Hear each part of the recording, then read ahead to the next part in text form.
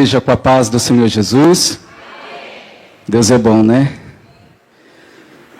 Se eu falar para os irmãos que eu estou aqui tremendo. Responsabilidade, né? Gosto de subir aqui em cima, dar um respiro, né? Bem fundo, porque a responsabilidade é muito grande. Glorifico a Deus por esta manhã. Às vezes a gente sente um pouco falta da tecnologia, né? Não está funcionando. Mas às vezes é bom, Shirley, né? A gente tem que tirar um proveito de tudo, né? Voltar à essência, né? Porque se a minha adoração estiver condicionada a alguma tecnologia, alguma coisa está errada, né? Eu estou aqui porque a minha essência é de um adorador, né? Eu sou um adorador, eu tenho que adorar a Deus em espírito e em verdade, com microfone, sem microfone, com telão, sem telão, com playback, sem playback, aonde eu estiver, enquanto a minha voz estiver saindo, é para adorar a este Deus que é vivo, poderoso e eficaz. Então glorifico a Deus pela vida das irmãs, parabéns, foi uma bênção, a igreja também, Deus está neste lugar, amém? E se Ele está neste lugar, grandes coisas o Senhor tem para fazer por nós. A irmã disse algo interessante, o ano ainda não acabou, né? E se não acabou, tem coisa boa chegando, né? Tem coisa boa para acontecer em nosso meio. Tem uma palavra que está aqui no azeite, já faz um tempo que eu estou aqui, que eu não ministro de domingo, né? Ficamos aqui algumas semanas no estudo de quinta-feira, que foi uma bênção também. Mas eu acho que vai ser meio que uma continuação, pastor. Eu disse para os irmãos que quando eu mergulho em um assunto, né? Eu mergulho para valer, né? Então, o Espírito Santo, ele vai ministrando ao meu coração. E o nosso Deus, ele é uma fonte, né? Inesgotável, né? Jesus é a fonte que está sempre jorrando nas nossas vidas. E eu quero trazer um tema para a mensagem desta manhã, que é: proteja a unção. Proteja a unção que está sobre a sua vida. E eu quero que você abra comigo a palavra de Deus em Eclesiastes, capítulo de número 10. Para você que tem um pouquinho de dificuldade para achar ali Eclesiastes, vai lá em Salmos, né? Salmos, próximo livro é Provérbios, depois é Eclesiastes, né? Estou certo, né? Eclesiastes, capítulo de número 10, e eu vou ler apenas o versículo de número 1, tá bom? Versículo 1. Proteja a unção, proteja a essência que está sobre a sua vida. A sua caminhada com Deus, ela tem começo, meio e fim, né? E a gente tem batido aqui nesta mensagem de Deus que melhor é o fim do que o começo. Porque não adianta você começar bem e terminar mal, né? Você tem que começar bem, continuar bem e terminar bem. Mas nós sabemos que na nossa vida cristã, nem sempre é dessa forma, né? Às vezes vem as lutas, vem a dificuldade, vem a tristeza, vem o abatimento, vem o desânimo, vem o choro, vem a angústia, vem aquela vontade de parar no meio do caminho, não tem forças mais para continuar. Mas a verdade é que a mensagem de Deus para as nossas vidas é sempre de renovo, de esperança. A mensagem do Evangelho para as nossas vidas, ela é sempre de continuidade, nunca de terminar na metade, porque Deus, Ele não faz nada pela metade. Quando Deus, Ele começa a fazer a obra na nossa vida e Ele termina esta obra por completo, não é pela metade. Deus não te chamou para desistir no meio do caminho.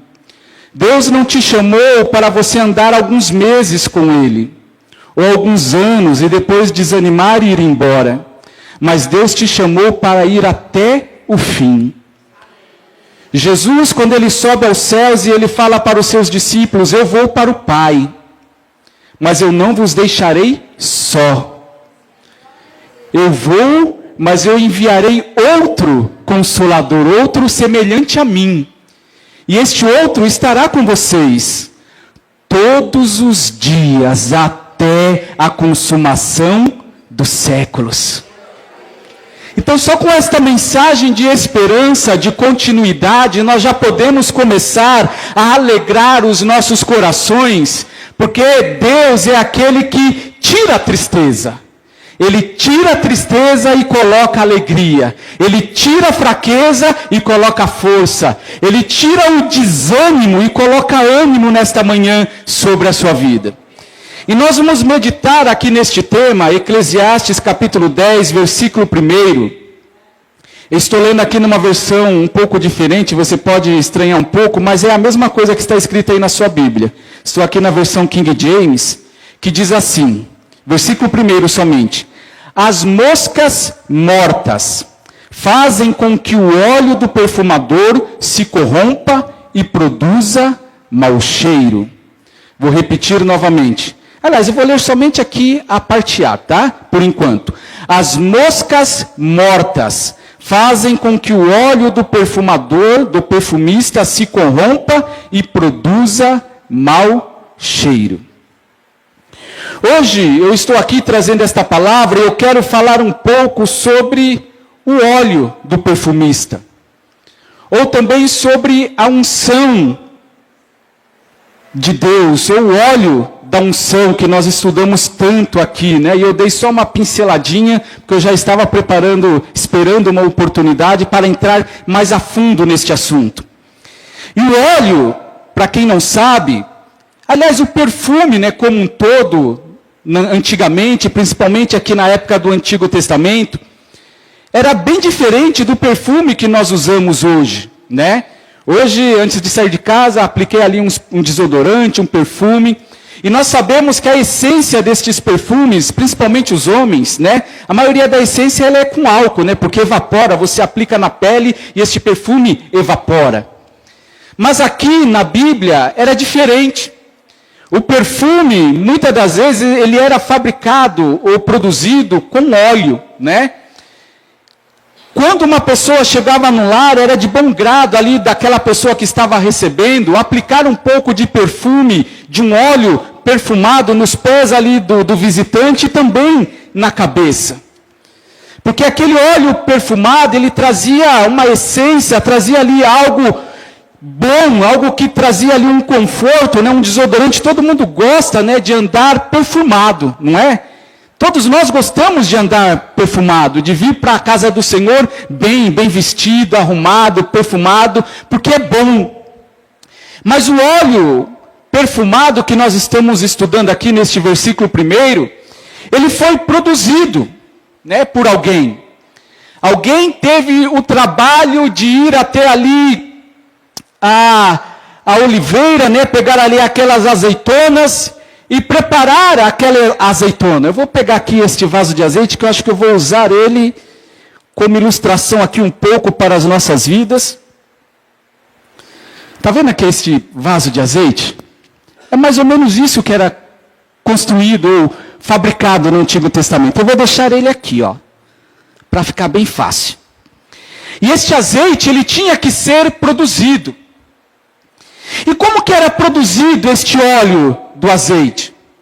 Se você estudar um pouco ali a história, você vai ver que para um azeite ele ser produzido, primeiramente ele tinha que passar por uma escolha, né, ali das azeitonas, né? E essa azeitona, essa quantidade razoável, grande de azeitona, ela tinha que ser colocada numa prensa.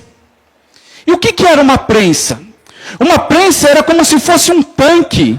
Imagina um tanque redondo aqui em cima. Você consegue imaginar aí na sua mente? Nós não temos aqui a imagem, mas você vai trabalhar a sua mente. Jesus fazia muito isso, né? Quando ele contava ali as suas parábolas, as suas ilustrações, ele fazia com que as pessoas imaginassem aquela cena, aquela história, e através daquela história, ensinamentos da parte de Deus eram produzidos no coração daquelas pessoas. Então você imagina uma prensa, era um tanque de pedra. Consegue imaginar um tanque redondo de pedra?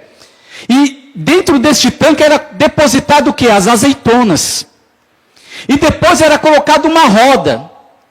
E estudando, interessante, igreja, que eu aprendi que eram usadas 4 rodas, 4 prensas em cima daquelas azeitonas.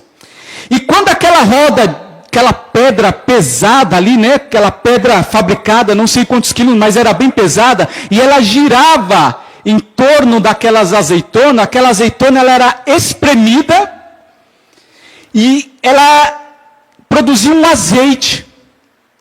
Não sei se está certo falar, mas hoje conhecido como extra virgem, né? O primeiro azeite, sabe aquele primeiro azeite que era extraído? Aquele primeiro azeite, ele era usado no templo.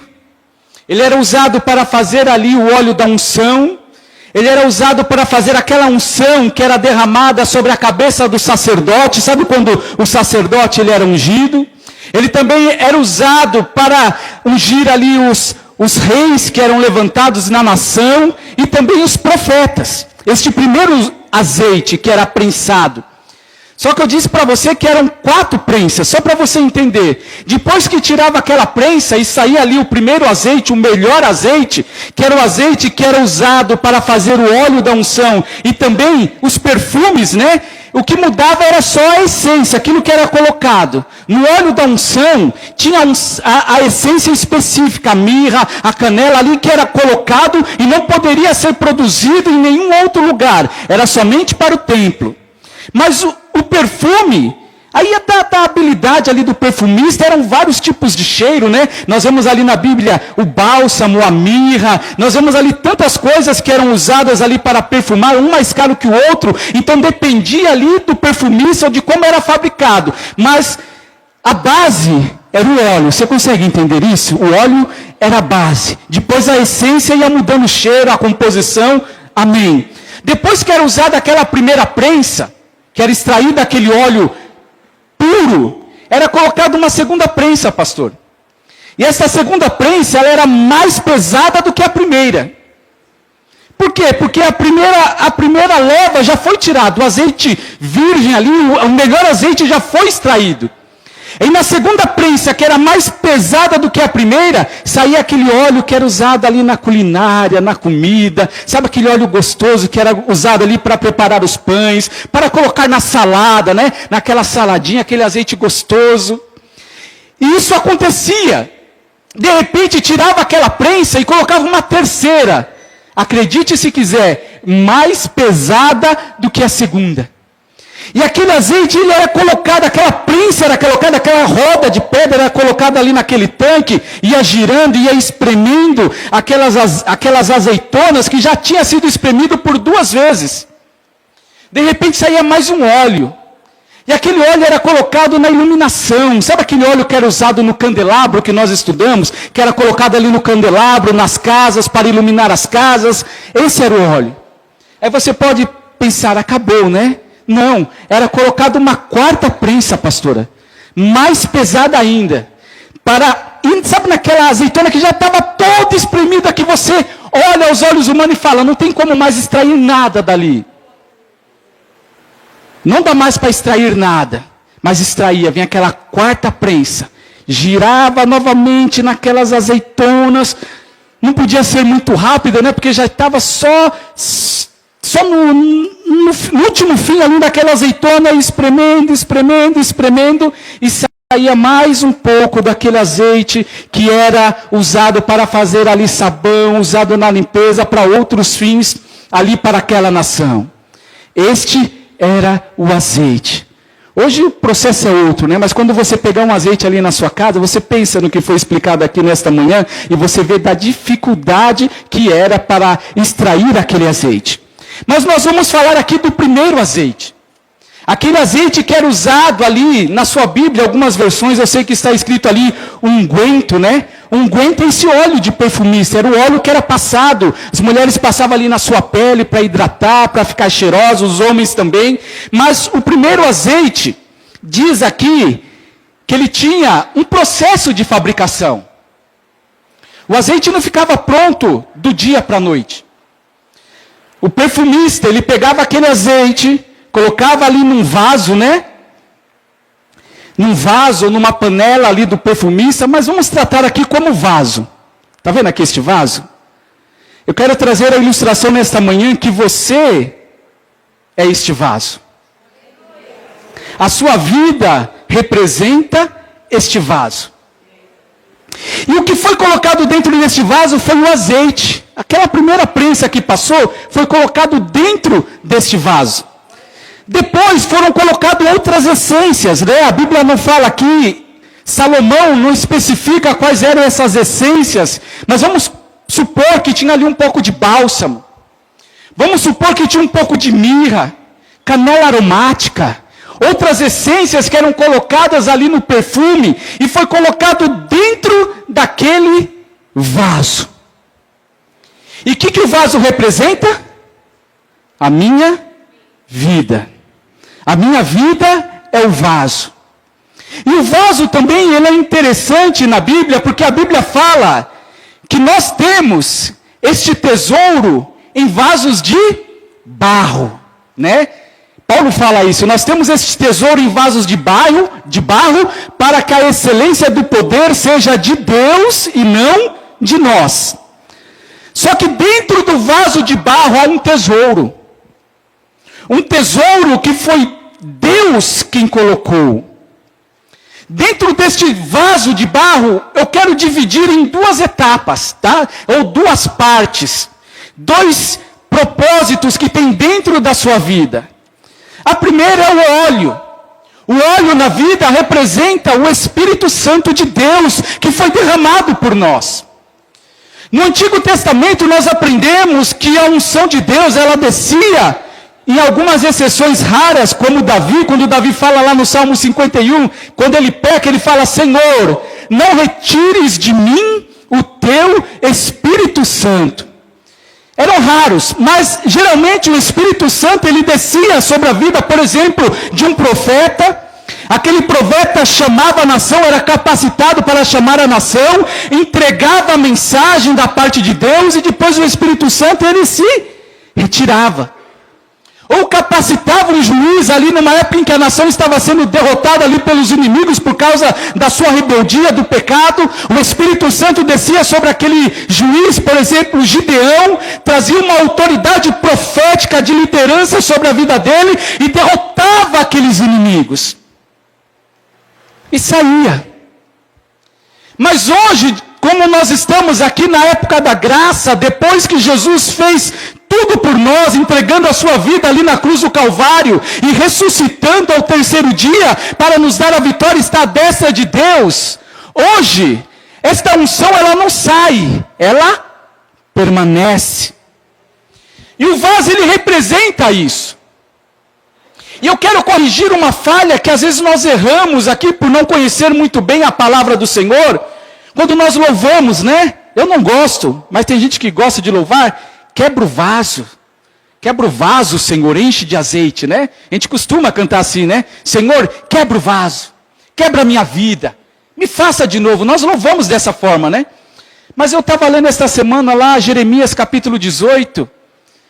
Não diz que o Senhor quebrou o vaso. Sabe quando Jeremias ele vai na casa do oleiro? E o oleiro está fazendo vaso? Diz a Bíblia que ele não quebrou o vaso. Não foi o oleiro que quebrou o vaso. Não foi Deus que quebrou o vaso. Mas diz que o vaso quebrou. O vaso se quebrou na mão do oleiro.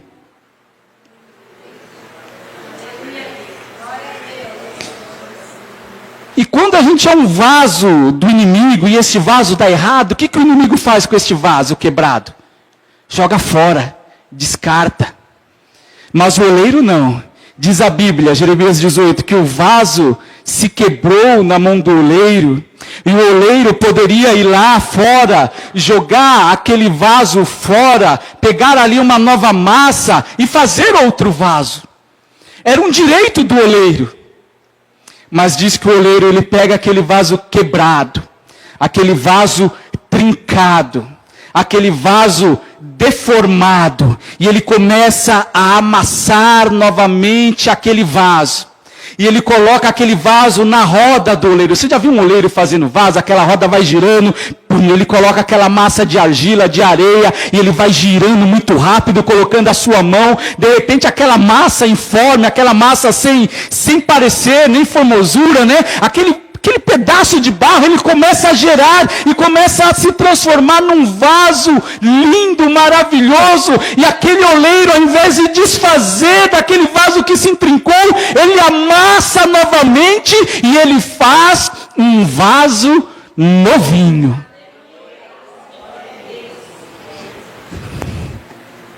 Imagina que é de barro, tá? E este vaso ele foi construído. Ele foi levado para uma fábrica. Ele foi levado num lugar onde se fazia perfumes do Antigo Testamento, perfumes da Bíblia. Aqueles perfumes cheirosos. Lembra quando o pastor pregou que Maria quebrou aquele vaso de alabastro, jogou sobre o pé de Jesus um pouco ali, e aquele cheiro exaliu sobre toda aquela casa. Judas ficou ali revoltado porque podia vender aquele perfume, mas não é isso que eu quero falar. Mas aquele vaso foi levado para um lugar de honra. Deus fala para mim, falar para você nesta manhã que você é este vaso.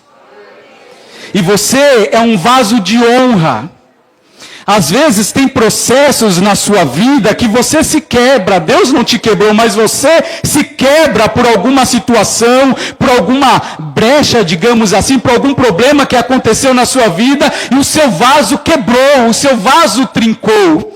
E você pode estar se achando, eu não tenho mais serventia nenhuma na casa do Senhor. A minha vida já não vale mais nada, eu já não vou conseguir chegar a ser o que eu era novamente, quando aquele vaso estava girando ali na roda do oleiro, e eu vou ser um vaso que não vai ter mais serventia na casa do Senhor. Eu sou um vaso perdido, eu sou um vaso de desonra, mas o Senhor manda falar para você nesta manhã, que Ele te escolheu, e você não é um vaso de desonra, mas você é um vaso de honra. E nesta fábrica de perfumes é colocado aquele vaso. Aí vem o fabricante, aleluia, do azeite. Não era qualquer azeite, o melhor azeite que existia na época. E este azeite ele é colocado dentro do vaso. Aí vem a essência. A essência, meu irmão, ela é diferente na vida de cada um. Você tem uma essência que Deus colocou dentro de você.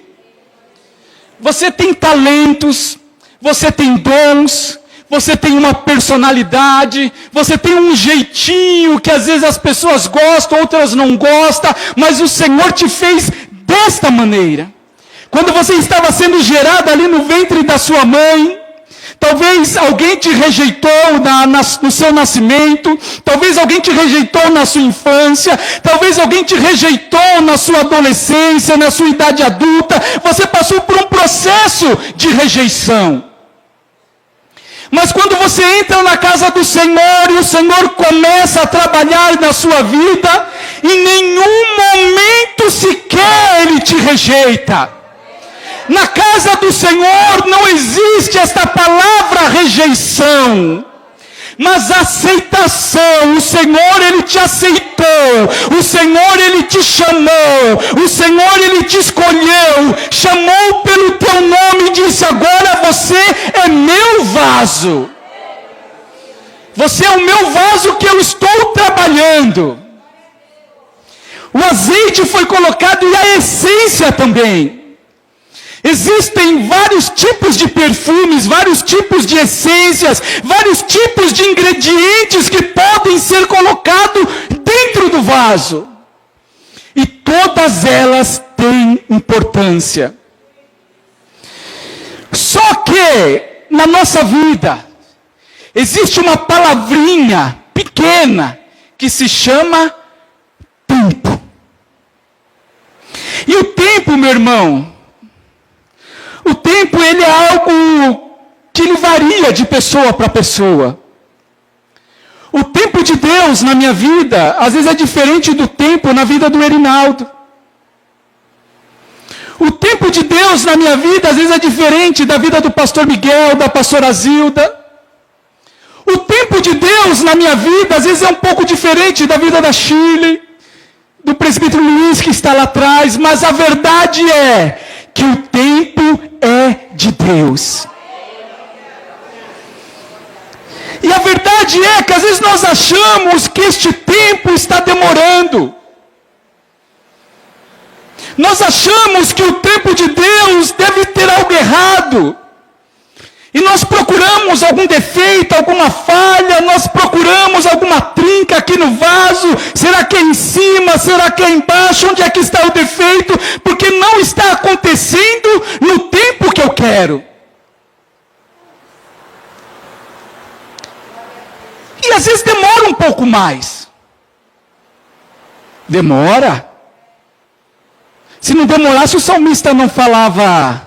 Esperei, Salmo 40, né? Esperei com paciência no Senhor. E como é que se adquire paciência? É com experiência. Porque a tribulação produz perseverança, né? Não é isso que diz a Bíblia? Então, há um processo que todos nós, independente se você é um pastor, se você é um presbítero, um diácono, um membro, um levita, há um tempo de Deus. E às vezes demora. Senão o Senhor não falava para Abacuque, né? Já leu Abacuque? Se tardar, espera-o. Se demorar, Abacuque, espera.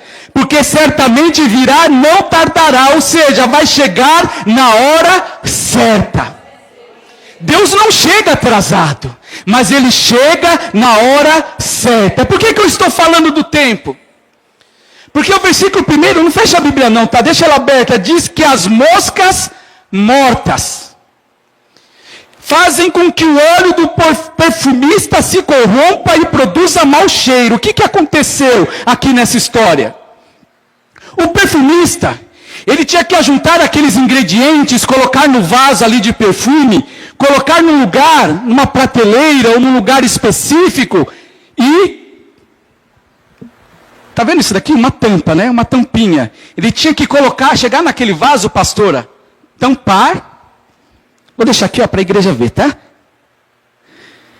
Tampar o vaso.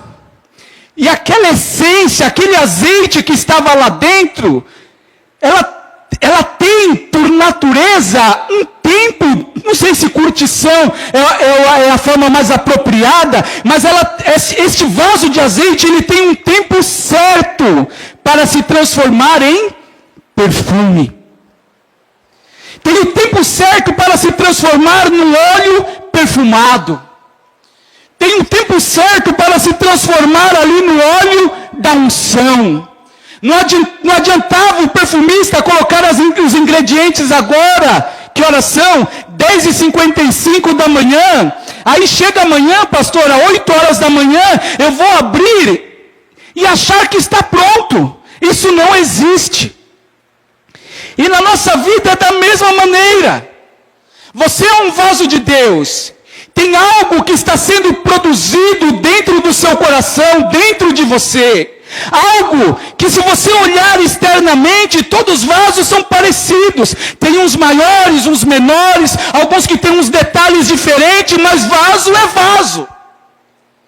A finalidade do vaso é a mesma coisa, é você colocar algo dentro do vaso para que esse algo seja transportado. Só que o tempo vai passando. A minha paciência, que é curta, a minha fé, que é pequena, a minha ansiedade, que é muita, a minha vontade de ver as coisas acontecerem, ainda mais neste século que tudo acontece muito rápido, a velocidade das informações que estão no nosso dia a dia é cada vez mais rápido, e nós achamos que na nossa vida espiritual é da mesma forma. Quando o Senhor, Ele pega o vaso que é você, e coloca o azeite da unção que está dentro de você, misturado ali com a tua essência, que é você, que é aquilo que tem de melhor dentro de você. Existe um tempo que Deus está trabalhando. Existe um tempo que Deus está fazendo algo dentro de você que os seus olhos carnais não vê, mas somente com os teus olhos espirituais. Aí chega o perfumista, talvez novo ali de fabricação. O que ele faz? Diz a Bíblia que aliás, não diz, mas pensa comigo. Como é que uma mosca entrou dentro daquele óleo? Porque o perfumista foi lá, chegou na tampa, pastor Miguel, tirou a tampa, não era o tempo. Se distraiu com alguma coisa, né? Nossa, que bonito, né? Se distraiu com alguma coisa, deu uma cheiradinha. Pelo cheiro, quem trabalha com perfume conhece, né? Dá aquela cheiradinha, tá bom.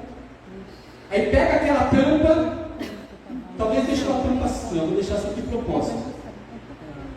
Acha que tampou o vaso, mas o vaso ficou descoberto. Ele foi fazer alguma coisa, entrou algumas moscas, pequenininha, né? Viu uma brecha. Preste atenção no que Deus está falando. A tampa estava aberta, a mosquinha, ela viu uma brecha. Entrou, talvez uma meia dúzia de moscas. Opa, lembrou o perfumista. Não fechei direito aquele azeite, aquele pote de perfume. Deixa eu ir lá e comparo. O que ele fez? Tampou. Mas a mosca já tinha entrado lá dentro.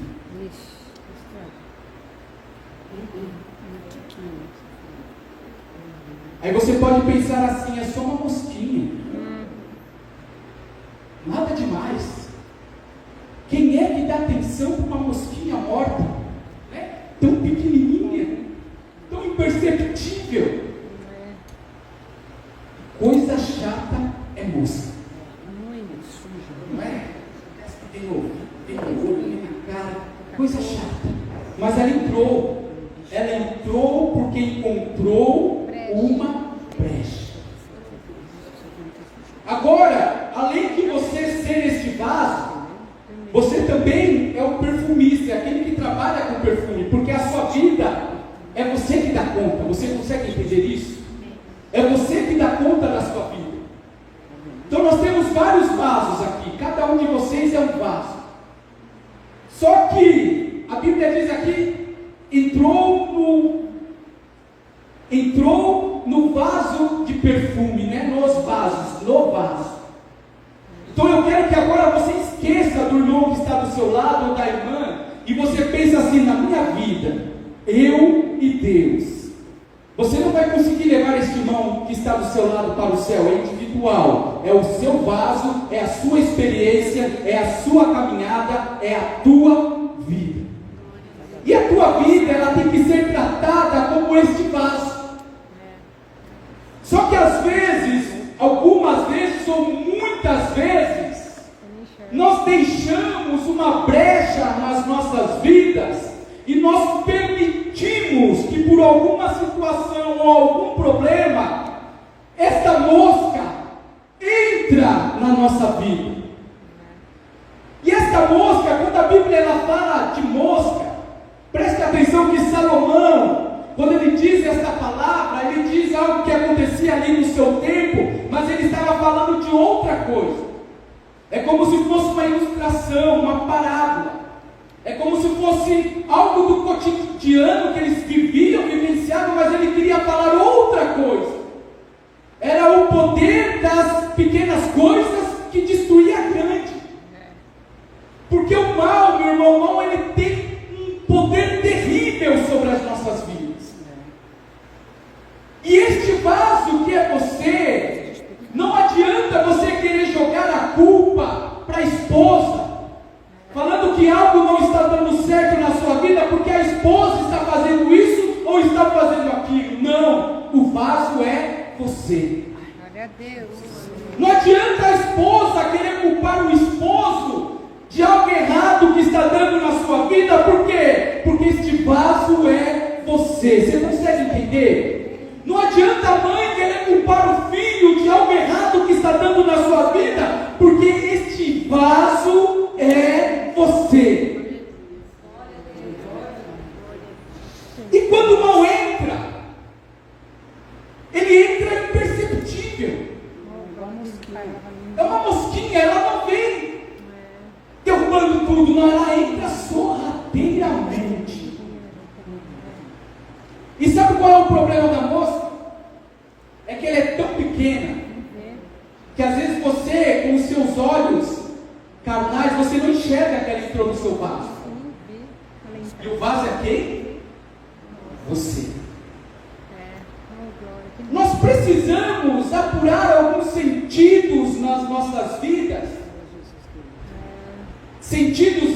espirituais. E para você ligar o antigo com o novo, se você for lá em 2ª carta de Paulo aos Coríntios, capítulo 2, aliás, versículo 15 e 16, você pode abrir se você quiser, seja bereano, eu já disse isso, não acredite em tudo que eu falo, não, examine as escrituras para ver se o que eu estou falando procede de Deus. Isso eu não vou fazer por você, você tem que abrir a sua Bíblia e ver se o que eu estou falando é verdade. Diz no capítulo 2 de 2 Coríntios, versículo 15 e 16, que nós, pastoras, nós somos, pela graça de Deus, nós somos o bom aroma, ou o bom perfume de Cristo. Olha que tremendo! Você é perfumado. Jesus chamou você para cheirar bem, para quando você chegar no lugar, a sua vida através de Jesus, exalar o bom perfume do Evangelho aonde você estiver. Só que para mim entender que essa mosca entrou neste vaso de perfume e produziu mau cheiro, eu preciso ter os meus sentidos apurados. É verdade.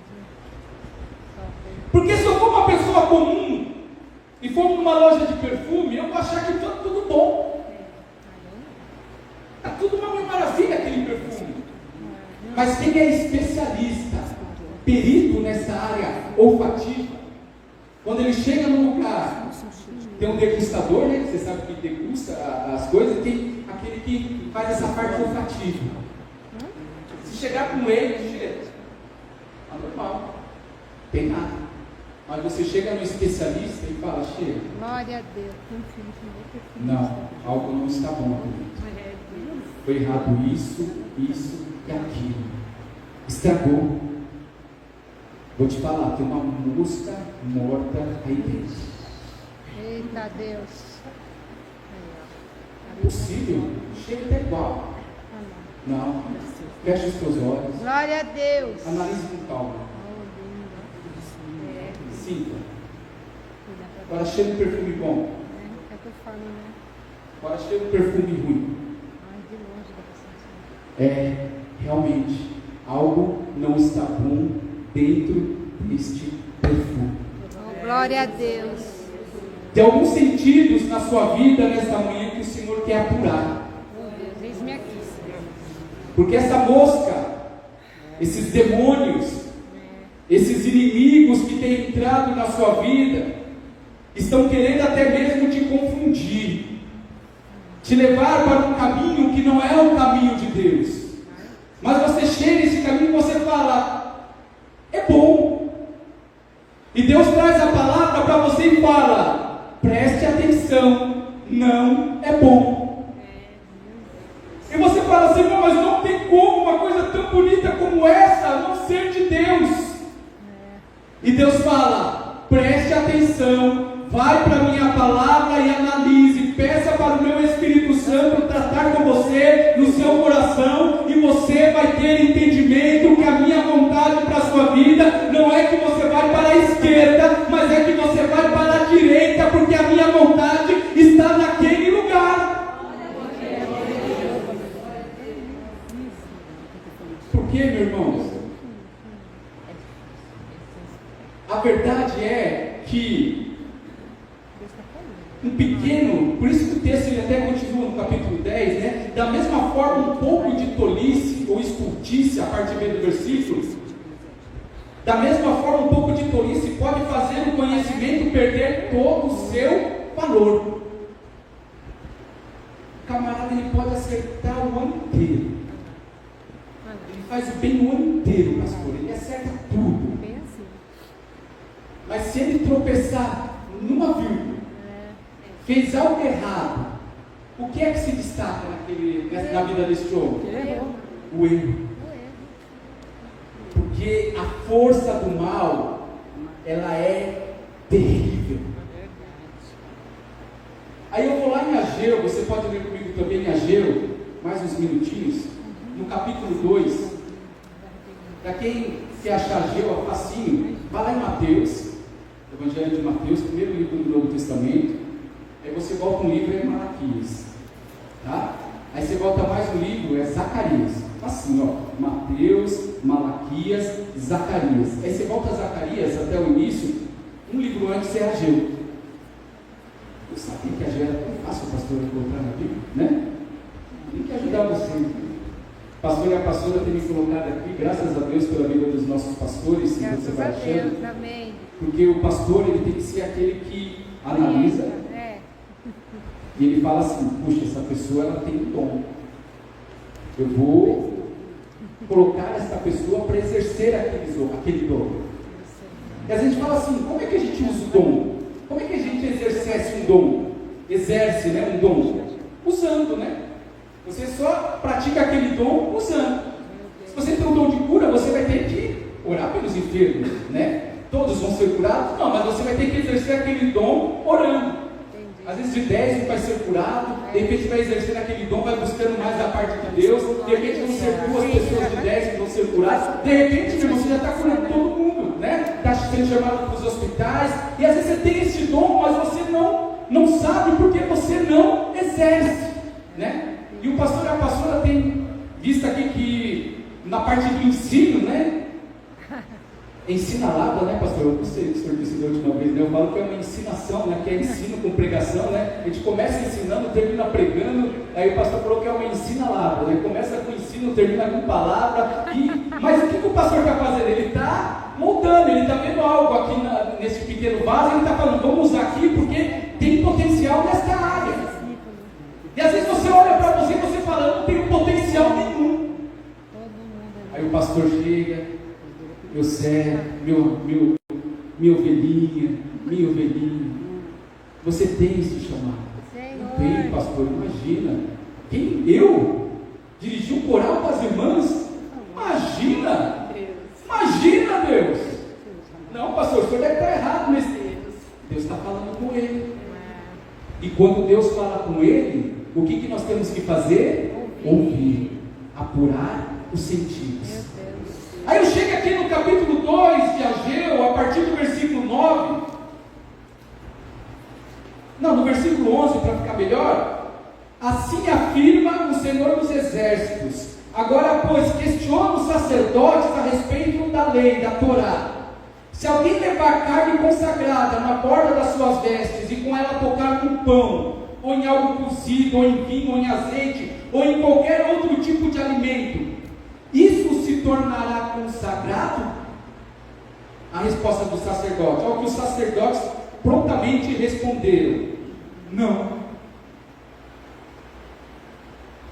Alguém está assim, né? Vamos explicar essa passagem. Quando o sacerdote estava ali oferecendo sacrifícios,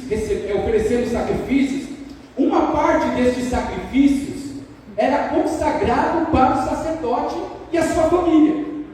Então aquela carne era consagrada, pastor e pastor, e era dada para o sacerdote.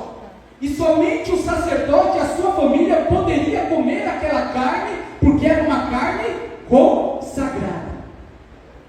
Aí aquela carne, o Ageu, aqui o profeta Ageu, ele fala assim, imagina, ele coloca um pedaço dessa carne na sua horta, numa bolsa aqui, perto das suas vestes sacerdotais, e ele chega num lugar, versículo 12, parte B, e com ela, imagina Ageu falando, se ela tocar no pão, ou em algo cozido, ou em vinho, ou em azeite, se ele tocar com esta carne, nestes elementos, estes elementos ficarão consagrados? Qual foi a resposta? Não. Vocês estão prestando atenção. Estou aqui com aquela carne consagrada, imagina que eu sou um sacerdote da linhagem de Arão, ou um parente seu, chega aqui, eu toco nessa planta. Ela ficou consagrada? Não. Não. E se eu chegar aqui com essa carne, encostar, vamos supor aqui, neste lugar aqui, neste púlpito, ficou consagrada? Eu cheguei, vou conversar com a pastora, dou um abraço nela, encostei ali com a carne consagrada, ela ficou consagrada? Não. Mas preste atenção no poder do mal. Aí continuamos. Versículo 13. Em seguida, Ageu formulou a seguinte questão: se uma pessoa ficar impura por tocar, um exemplo, tá? Tocar em um cadáver, e depois tocar em alguns desses elementos. Que elementos são esses? É o que está lá no versículo 12: o pão, o vinho, o azeite. Esse elemento tocado se tornará impuro? Tem uma interrogação aí? Então uma pergunta, certo? Está fazendo para o sacerdote. Se tornará impuro? E os sacerdotes disseram: sim. Ficará imunda. Este elemento ficará impuro ou imundo. Interessante, né, pastora? Porque a carne consagrada tocou, não consagrou. Aí a pessoa ficou impura por alguma situação. Aqui neste caso nós lemos, mas imagina que ela cometeu um pecado. Imagina uma pessoa com lepra, né? Isso tem na Bíblia, uma pessoa com lepra que era considerada impura também. Se ela tocasse em algo, ficava impuro? Sim, ficava impuro. Imagina que eu estou com uma lepra aqui no meu braço, eu toquei aqui nessa caixa de som. Ela ficou impura? Vamos supor que eu desço novamente, estou aqui com a minha lepra, tá? Com a minha sujeira, algum pecado que eu cometi, e eu toco na pastora. Eu venho aqui e eu toco na pastora com a minha lepra. Ela ficou impura? Eu vou falar sobre isso. Ficou impura? Ficou impura. Porque o mal é terrível. Quem aqui está com bastante saúde? Levante a mão para o seu mão. Graças a Deus. Ah, glória a Deus, pastor, achei que pouca gente ia levantar, meu. Levanta de novo, que coisa linda. Quem está com bastante saúde Graças aqui? a Deus. Levante a Glória mão. a Deus. Glória a Deus, Glória a Deus. aleluia. Muita saúde? Amém. Você também está, irmão, com muita saúde? Eu vou encostar aqui no meu irmão. Vou dar um abraço nele aqui que eu tenho liberdade. Eu peguei a saúde dele? Não. Peguei, meu irmão, sua saúde. É aqueles malhadão de academia, né? Corre 15 quilômetros por dia de manhã, para gente. Posso falar, irmão?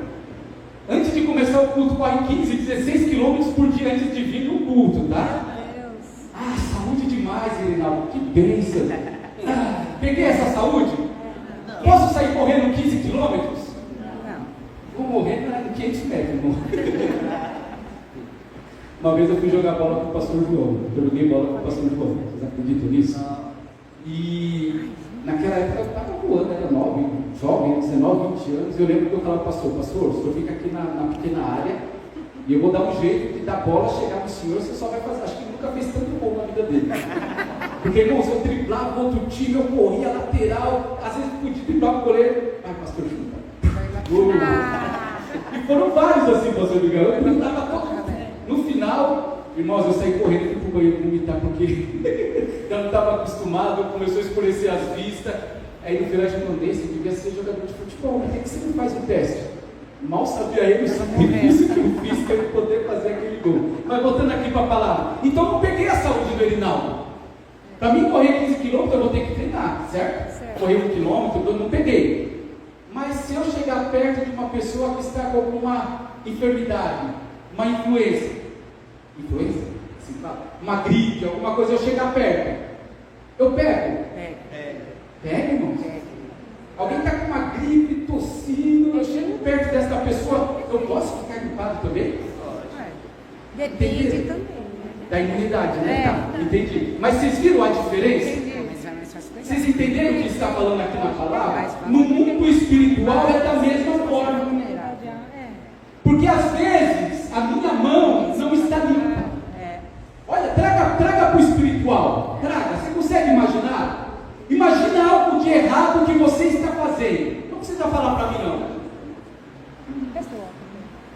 Sabe qual que é um dos erros hoje de nós como igreja, pastor? Que a gente não condena o pecado. Nós deixamos para a igreja. Não, deixa a igreja, cada um sabe de si, sabe da sua consciência. Mas a Bíblia ela é enfática no pecado. Então, se eu estou em pecado, as minhas mãos estão sujas? Se eu tocar em algo, vai ficar sujo espiritualmente também? Você acha que Deus vai abençoar o meu erro? Não. Claro que não. Deus é santo. Glória a Deus. Amém. Você tem que ser santo. Você tem que deixar o erro e viver no acerto. Glorificado seja teu nome. Você tem que deixar as coisas erradas que você sabe. Renúncia, né? Sabe por que você sabe? Porque o Espírito Santo de Deus, Ele fala comigo e Ele fala com você, Ele nos alerta todos os dias, Ele fala: meu servo, minha serva, preste atenção no que você está fazendo, porque este caminho não está certo, estas palavras não estão certas, este comportamento não está certo. Se converta, corrija, se coloca no prumo, se coloca na direção de Deus, porque quando você estiver com as suas mãos limpas, purificadas, eu vou abençoar as obras das tuas mãos. Amém. E sabe o que Deus fala? Este azeite com mosca Para nada. não serve. Oh, glória. Mas você acha que Deus vai abandonar o vaso? Não. Ele vai jogar aquele azeite fora que está contaminado pela mosca, vai colocar, Glória a glória a Deus, um azeite novo. Aleluia. Glória a Deus. Deus, Ele é tão maravilhoso que Ele nos dá uma nova oportunidade. Por que Ageu está falando isso na palavra? Aí no versículo 14, eu não vou ler, não vou correr só um pouquinho. Diz assim que o que eles faziam estava dessa forma. Vou ler o 14, vai. Então Ageu continuou, comunicou a resposta do Senhor explicando: é exatamente isso que se passa com esse povo e com essa nação. Tudo o que fazem, tudo o que conseguem oferecer é também impuro. Também é uma palavra hebraica para impuro. Tem até uma passagem aqui em Ageu que fala que eles pegavam o salário e era como se eles colocassem um saco de pé furado, porque não rendia nada. Lembra alguma coisa? Bastante, né, irmão? Chega no final de ano você fala: vai dar certo. Não dá. É mais conta, é mais. Dá. Mas é isso que eu quero falar. Toda a nação estava com este problema. E quando que foi a chave da virada? Porque o nosso Deus, Ele coloca um azeite novinho. Glória a Deus. E Ele fala: olha, você queria uma nova oportunidade? Eu vou te dar esta nova oportunidade. É um novo tempo na sua vida. Há um azeite fresquinho sobre a sua cabeça, sobre a sua vida. Há uma essência novinha. Sabe a sujeira que está aí no seu caráter, nas coisas erradas que você fazia? Estou limpando. Sabe aquele quarto azeite que era o sabão? Estou esfregando, esfregando. Às vezes tem algumas sujeiras que tem que esfregar mesmo. Tem que pegar na bucha, tem que pegar ali bastante sabão, esfregar, esfregar, esfregar. Amém, Deus. Mas eu esfreguei, limpei. O azeite agora está limpinho. Receba a unção de Deus sobre a sua vida nesta manhã novamente. E viva um novo tempo de Deus que Ele tem para você. Esta igreja é uma igreja vitoriosa, na qual diz a palavra que as portas do inferno não prevalecerão. Mas a unção que Deus derrama sobre você é uma unção de continuidade, é uma unção para você continuar andando, caminhando, progredindo na presença de Deus. Deus te chamou para crescer, para dar voos mais altos. Obrigado, Deus. Aí o versículo 15 de Ageu 2 diz que, olha o que acontecia antes de vocês começarem a construção do templo. Vocês iam num lugar comprar 200 quilos de trigo e só conseguia comprar 100. Vocês iam num lugar comprar 50, 100 litros de vinho, mas vocês só podiam levar 40, porque não tinha alimento para todo mundo, porque a nação estava andando errado. E a Bíblia fala que era Deus que permitia aquilo, porque Ele queria, através daquele aperto, né? Lembra do azeite? O azeite, para ser puro, ele tem que ser espremido. Você conhece alguém que anda na presença de Deus, que é usado por Deus, que nunca foi exprimido em alguma situação? Não. É ruim. Só olha para você. Quantos vêm para a igreja é só alegria, maravilha, aleluia, glória a Deus, nada de errado? Existe alguém assim? Não. Todos nós somos espremidos. Com vontade, né? Mas quando Deus te espreme, Ele tira o melhor azeite. quando Deus te espreme, quando essa situação ela vem sobre a sua vida, que você fala, Deus, eu vou enfraquecer, não, você sai mais forte dela. Você sai com palavras, porque vem o vento, vem a tempestade, você está firmado na rocha, e a rocha é Cristo, e quando você é espremido no meio desse vendaval, dessa tempestade, você se torna mais forte. Glória a Deus. O povo se arrependeu, aí o versículo 18 diz assim, no entanto considerai, eu vos peço de hoje em diante, do 24º dia do 9º mês, reparem no dia em que os fundamentos da casa do Senhor Jeová foram lançados. Sabe qual foi a virada de chave, pastora? Foi quando eles colocaram os fundamentos na casa do Senhor. Porque eles falavam assim, eu vou cuidar primeiro da minha casa, eu vou colocar janela na minha casa, eu vou colocar porta na minha casa, eu vou colocar o piso na minha porta, eu vou colocar o piso na minha casa, na minha varanda, eu vou fazer ali o meu quintal, e a casa do Senhor estava abandonada. Quando eles tentavam, vinham as moscas falando, vocês não podem, vocês não têm autorização, o inimigo se levantava, trazia exército, trazia ali armas, eles deixavam a casa do Senhor de lado e se voltaram para as suas casas. Mas no dia em que os fundamentos da casa do Senhor foram colocados, ou seja, no dia em que eles colocaram o seu coração, aplicaram o seu coração nas coisas de Deus, naquilo que Deus tinha mandado, houve uma mudança de vida. Deus fala, na sua vida vai ser da mesma forma. O dia em que você deixar um pouco as suas coisas, o teu eu, a tua casa, os teus projetos, você falar assim, não, a partir de hoje eu vou colocar na minha vida também no meu projeto, a casa do Senhor, eu vou colocar o meu fundamento na casa do Senhor. É difícil, trazer pedra não é fácil, querida, não é fácil fazer o que você está fazendo, é difícil, é dificultoso, é muita poeira, é muito encrenque, é muito trabalhoso, é muito levante, é muita dificuldade, mas quando eu colocar a minha vida para fazer as coisas de Deus, buscai primeiramente o reino de Deus e a sua justiça, e as demais coisas nos serão acrescentadas. O princípio é o mesmo. Quando eu me dedicar nas coisas de Deus, na casa do Senhor,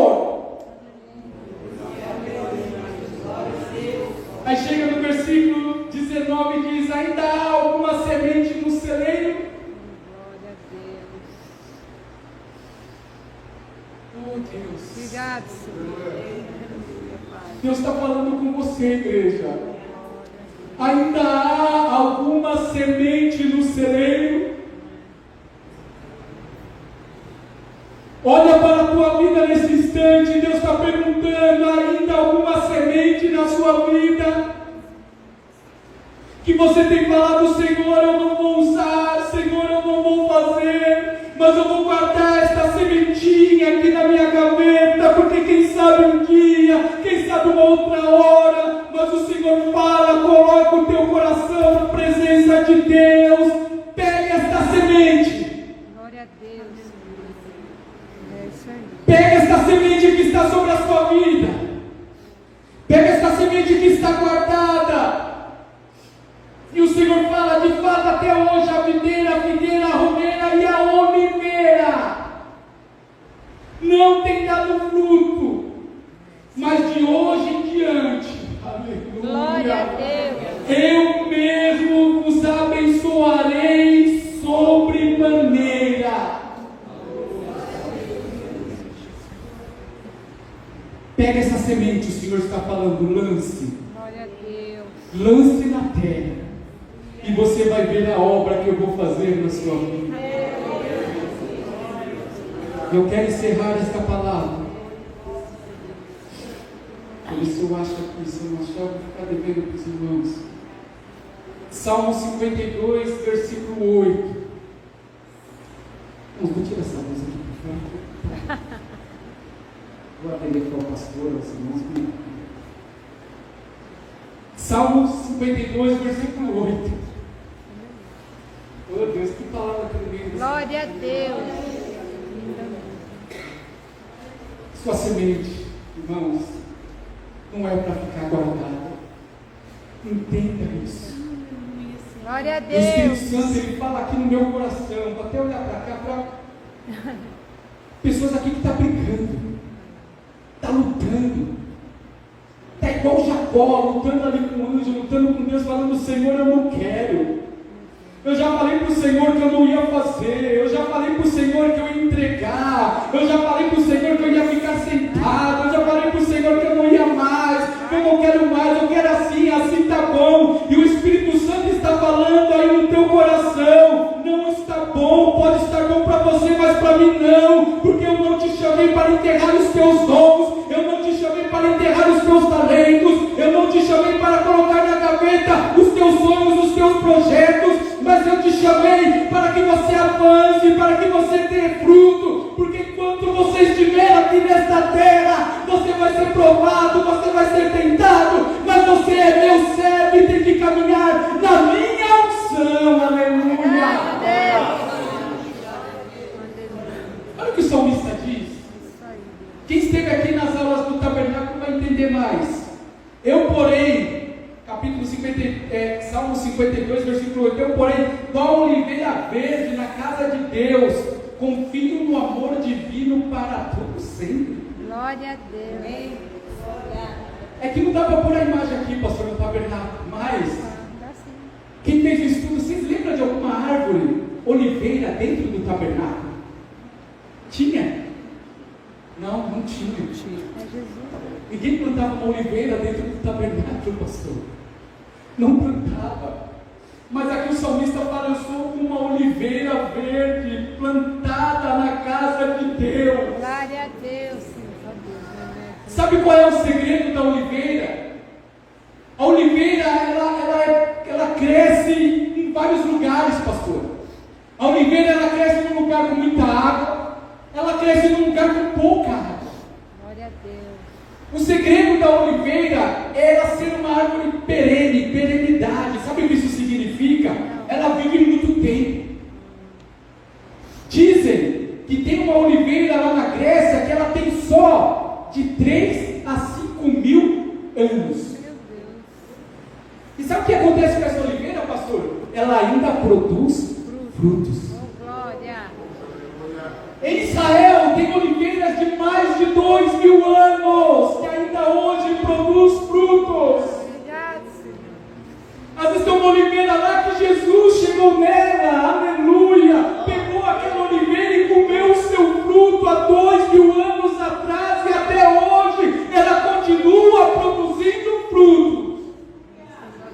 E o salmista aqui, ele fala que ele é como uma oliveira na casa de Deus. Porque a oliveira, ela cresce, você olha para ela, ela é meio retorcida, porque as dificuldades vai deixando ali as suas marcas, as suas cicatrizes. Mas você plantou uma oliveira há mais ou menos 15 anos, ela começa a dar fruto. E você pode cortar tudo. Você pode cortar inteirinha, pastor. Se ela tiver com a raiz fincada na terra, ela vai gerar novos ramos, vai brotar novamente, e vai passar um tempo, a oliveira, ela vai gerar novos frutos. Obrigado, Senhor. E o salmista fala: eu sou como uma oliveira na casa de Deus. Não tinha oliveira no tabernáculo, mas eu sou Deus. Sabe o que ele está falando? Eu vou ficar, Senhor Deus, na tua casa para sempre, enquanto eu estiver respirando. A minha essência está na tua casa, a minha essência está na tua presença. Obrigado, Senhor. Deus fala aqui no meu espírito: tem vidas aqui que o machado chegou forte. O machado chegou forte.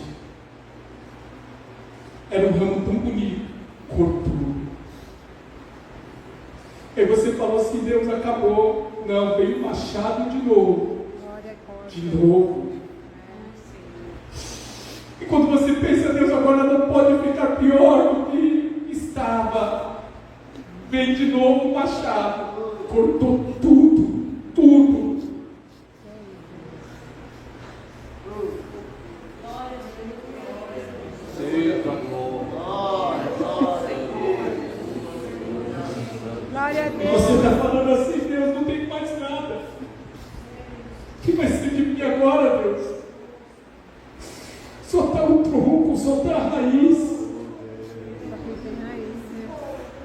Obrigado, Jesus. Mas olha do teu lado, diz o Senhor. Essa fonte que está jorrando aí do teu lado. Sabe o que acontece com essa fonte? Ela não acaba nunca. Graças a Deus. Ao cheiro das águas. Ao cheiro das águas vai brotar novamente. Pode ter tirado os seus ramos, as suas folhas, cortado os teus galhos, deixou só a raiz. O Senhor fala, é só da raiz que eu preciso. Porque enquanto você estiver na videira verdadeira, enquanto você estiver junto às águas, enquanto você estiver firmado na rocha, enquanto você estiver em Cristo, enquanto você estiver na minha presença, só com a raiz, eu vou fazer um milagre tão grande, vai nascer uma árvore tão grande, vai crescer uma árvore tão grande, vai dar frutos tão grandes, que o meu nome vai ser glorificado nos quatro cantos desta terra, através da tua vida, através da tua perenidade, através da tua fidelidade, através da tua comunhão, através da tua conversão. Obrigado, Deus.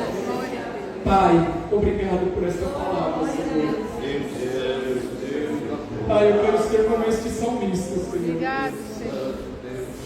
Eu quero ser esta oliveira, Senhor Deus, na tua Glória a casa. Deus. Não sei quantos anos eu tenho ainda nesta terra, Senhor, mas o Senhor me deu a oportunidade de chegar ali na velhice, na idade adulta. Eu quero ser aquele velhinho, Senhor Deus, que vai entrar na tua casa, nem que seja de muleta, Amém, Senhor. mas com um sorriso nos rostos, Senhor, adorando estar na tua presença, na tua casa, porque não há nada melhor, Senhor Deus, do que cultuar a Deus com os meus irmãos. Não há nada melhor, meu Pai amado, do que levantar as minhas mãos para os céus e glorificar a este Deus que é poderoso, tremendo, exaltado, digno de toda a honra e de toda a glória. Eu te peço, Senhor, que essa seja a oração de cada um de nós, que nós sejamos esta oliveira, Senhor Deus, na tua casa, que venhamos produzir o melhor azeite. Obrigado, Senhor. Eu entrego para o pastor Miguel falando, o azeite não é para ficar trancado. O azeite ele tem que ser usado. Use o azeite que está sobre a sua vida, use a unção, porque Deus vai derramando mais. Aleluia, é nova safra que está chegando. Use o azeite, esse já está ficando velho, esse azeite já está ficando velho, já está quase colocando outro. Use tudo, até a última gota, meu irmão, até a última gota de vida, de unção que Deus colocou sobre a sua vida, porque Deus vai derramar mais. Deus te abençoe.